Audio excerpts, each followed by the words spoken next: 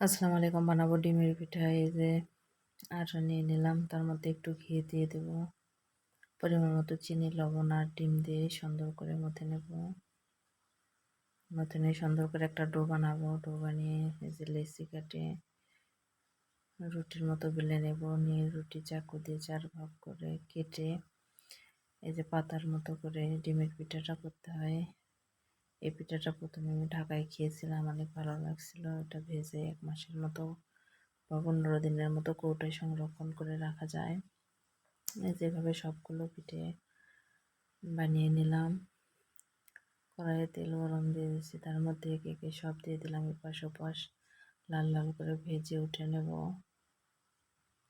সবগুলো এই যে পিঠে এইভাবে ভেজে নেব। ভেজে নেওয়া শেষ। আর বানাবো গজা। এই যে আটা নিয়ে নিয়েছি, এর মধ্যে লবণ, কালি জিরা, পরিমাণ মতো চিনি দিয়ে মিক্স করে নেব। নিয়ে সুন্দর একটি ডো তৈরি করে রুটির মতো কিছুটা পানি দিলাম, রুটির মতো বেলে নেব। মধ্যে নিয়ে এটা খেয়েছিলাম যে আমার উপরের এক খালাম্মার কাছে অনেক ভালো লাগছিল, ওনার থেকে শিখে নিয়েছিলাম। এই যে রুটির মতো সবগুলো বেলে নিলাম।